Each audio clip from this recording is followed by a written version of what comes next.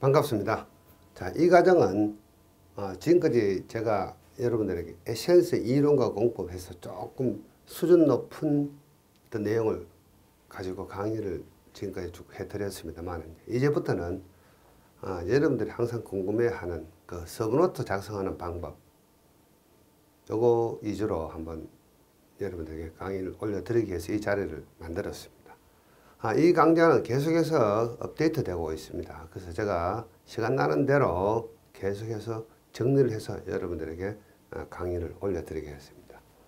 지금 보시는 이 화면은 실제 그 답안지 용지에다 제가 직접 손으로 여러분들에게 보여드립니다. 자, 이것은 제 강의를 들어가지고 합격하시는 분들의 서브노트하고 제가 생각한 내용하고 해서 여러분들이 가장 모범적으로 답안을 쓸 수 있도록 구성을 해서 여러분들에게 보여드리고 있습니다. 그래서 조금 요약된 내용들이기 때문에 강의 내용이 디테일하지는 않습니다. 그래서 요 동영상 밑에 이 자료를 그대로 제가 여러분들에게 제공하고 있으니까 그것을 프린트 하셔가지고 보시면 되겠고, 그러다 보니까 이것이 좀 잘 안 보입니다. 그래서 참고하시고, 그리고 이 해상도를 높이기 위해서 화면을 조금 어둡게 했기 때문에 제 얼굴이 좀 까맣게 나옵니다. 이해하시기 바랍니다. 자, 첫 번째 내용은 착공전 준비사항이라 그래가지고 모든 공사를 착공하기 전에 준비하는 내용입니다. 자, 이렇게 문제가 나오기도 했고요.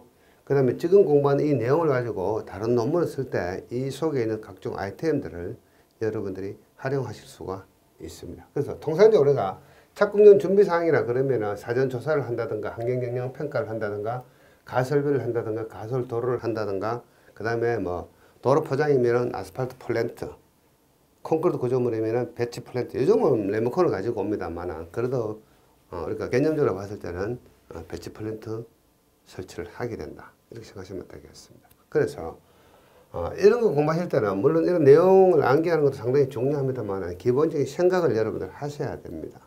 자, 이를테면은 여기에 이런 어떤 산악 지역에다가 우리가 도로 터널을 하고자 합니다. 이런 도로 터널을 이렇게 시공하고자 한다, 이렇게 한번 생각해 보시기 바랍니다. 그래서 이런 도로 터널을 하기 위해서는 기본적으로 우리가 해야 될 일이 뭡니까? 이 터널 대상 어떤 지역에 조사를 해야 되겠죠. 조사는 뭐 지질조사라든가 이런 것들, 그 외에 또 많이 있겠죠. 뭐 안반조사도 해야 되고, 각종 이런 이 굴지를 하기 위한 이 집안의 조사가 꼭 필요하다는 이야기죠. 자, 그 다음에 두 번째 해야 될 일이 뭡니까? 계획을 해야 되겠죠. 자, 계획은 우리 일반적으로 기본계획, 뭐 실시계획 이렇게 하게 됩니다. 계획을 하고 그 다음에 설계를 하게 됩니다. 설계도 역시 뭐 실시설계, 기본설계, 실시설계 이런 순으로 하게 되죠. 이건 우리가 이런 구조물 하기 위한 기본적인 내용들이고, 그 다음 이 조사 속에 또 어떤 내용이 있냐면은 주변의 민원이라든가 이런 거 조사해야 되겠죠. 환경에 대한 문제도 조사를 해야 되고, 그 다음에 생태계, 자연환경이죠. 이런 것도 뭐 조사를 해야 되고, 여러 가지 조사를 해야 됩니다. 그 다음에 해야 될 게 뭡니까? 이 공사를 하기 위해서는 어딘가 우리가 진입이 돼야 되겠죠. 그래서 진입도로 공사도 해야 됩니다. 또는 가설도로라고 이야기할 수 있겠죠. 가설도로도 시공을 해야 되고, 그 다음 또 뭐 해야 됩니까? 이 공사를 하기 위한 각종 어떤 가설비 공사, 터널 시공하기 위한 가설비 공사 등도 미리 준비를 해야 되겠죠.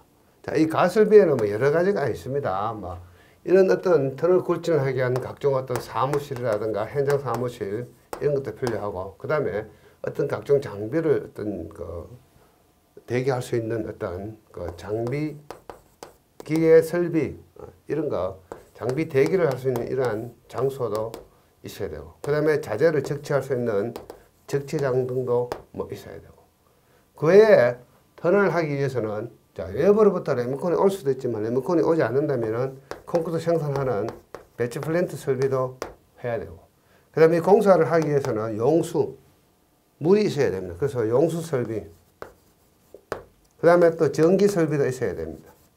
이런 각종 가설비 공사를 먼저 하고 이 본턴을 굴절을 해야 되겠죠. 이러한 기본적인 생각을 가만히 해보시면은 이런 내용들은 굳이 많이 암기하지 않으셔도 해결할 수가 있다고 생각하시면 되겠습니다. 자, 개요. 사전조사란 말이 나왔기 때문에 사전조사의 목적 또는 사전조사의 의의가 되겠습니다. 토목공사는 종류마다 현장 여건마다 시공 방법이 달라지며 이 공종마다 이것이 터널 공사일 수도 있고 경우에 따라서는 이런 계곡이 있으면은 자 여기에 뭡니까 이렇게 교량 공사를 할 수도 있는 거죠. 이런 식으로 교량 공사를 할 수 있는 거죠. 이런 교량이 될 수도 있고 이 대상 구조물은 뭐 다양할 수가 있습니다. 그래서 뭐 터널이 될 수도 있고 교량이 될 수도 있고 그때 이 공정에 따라 가지고 여러분들은 이런 내용들 조금 달리 생각하셔야 됩니다. 그렇지만 기본적인 내용은 똑같다 생각하시면 되겠습니다. 그래서 시공 방법이 달라지고 사전조사가 공사의 성패를 좌우한다. 그래서 현장의 토질, 지형, 주변 영향 등을 충분히 검토해야 한다. 자, 개요 두 번째, 조사의 목적. 자, 목적은 뭡니까? 지방공학적 자료, 이런 거, 지질, 안반, 이런 것들. 그 다음에 안정성 검토, 설계할 때. 그 다음에 시공 계획 수립. 자, 계획. 요거는 기본 계획 실시 설계 있고, 시공할 때는 기본적으로 시공 계획을 수립을 해야 되겠죠. 그래서 시공 계획을 수립을 하고, 이 계획된 것을 관리하는 것을 시공 관리라고 이야기할 수 있습니다. 시공 관리는 뭡니까? 공사 관리 5대 요소. 안전성, 경제성, 환경성, 민원, 이런 것들. 원가. 원가는 경제성이죠. 품질, 이런 것들. 공사관리 5대 요소. 요걸 가지고 공사관리를 한다 정도 생각하시면 되겠습니다. 그래서 시공계획을 수립을 하고 시공관리를 하게 된다. 원가, 품질, 환경, 안전관리를 한다. 원가, 품질, 환경, 안전. 물론 공정관리도 해당이 되겠죠. 공정관리. 주변의 영향을 검토한다. 근접시공대책. 자, 이 구조물이 뭐 교량이 될 수도 있고 도심지임은 뭡니까? 가설 토리벽이 될 수도 있겠죠. 가설 토리벽. 그래서 터널은 또 도로 터널뿐만 아니고 도심지 지하 터널도 있겠어요. 지하철 터널. 이러한 경우에는 뭡니까?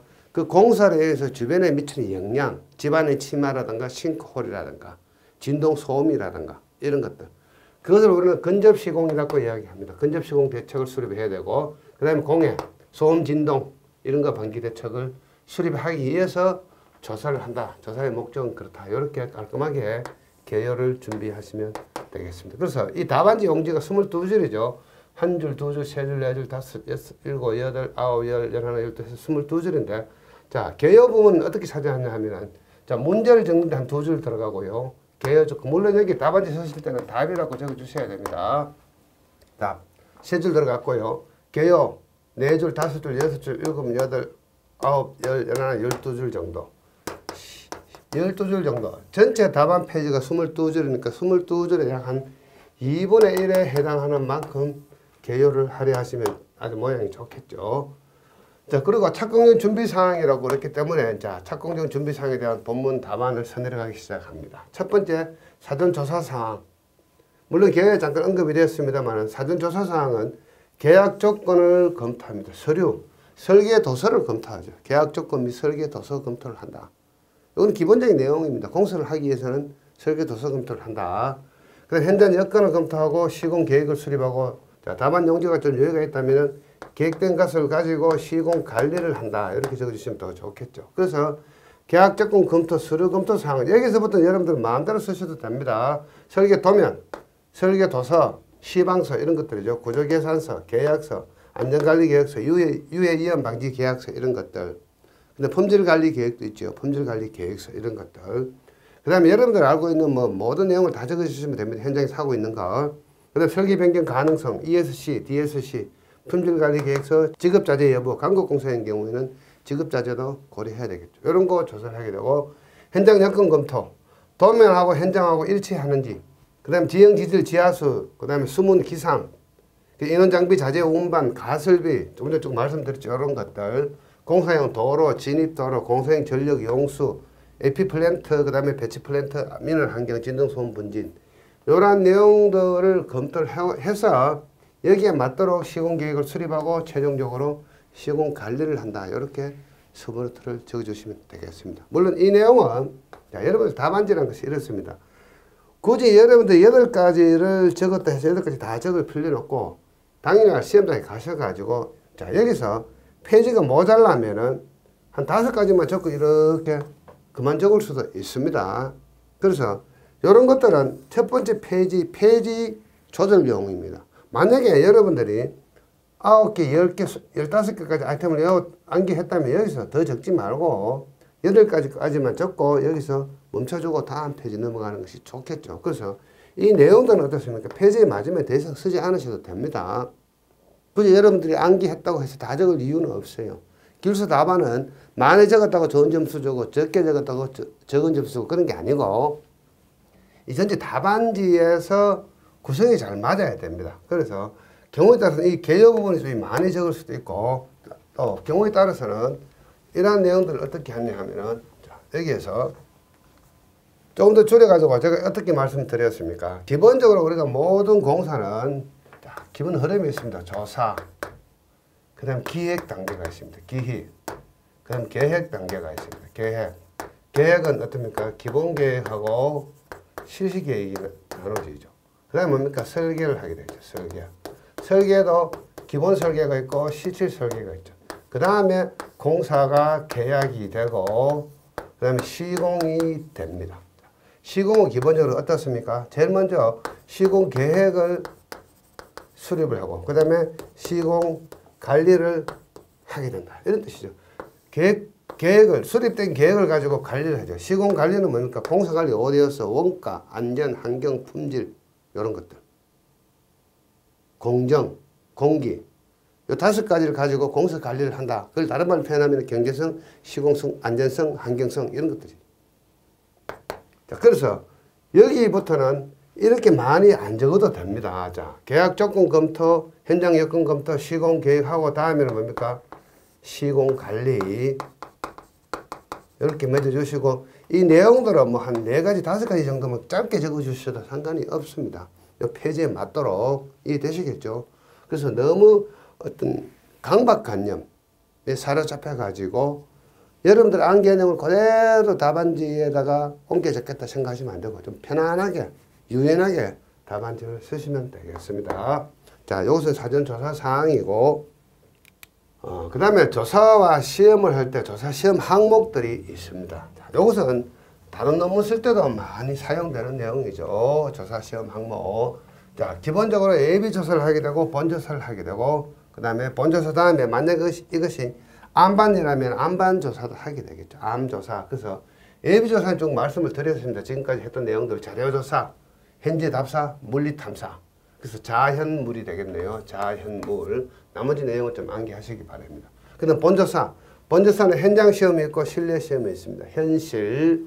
현장 시험 여러분 알고 있겠죠. 많이 알고 있습니다. 사운딩 이런 것들. 자, 평판제화 시험 PBT, P, 사운딩, 그 다음에 샘플링. 샘플링해서 실내에서 그 지질이나 어떤 그 집안에 대한 어떤 공학적 특성을 조사를 하게 되겠죠. 그래서 PBT 사운딩. 자, 사운딩은 여러분들 많이 암기하십니다. 동정인해. 자, 동적 사운딩, 정적 사운딩, 인발 회전.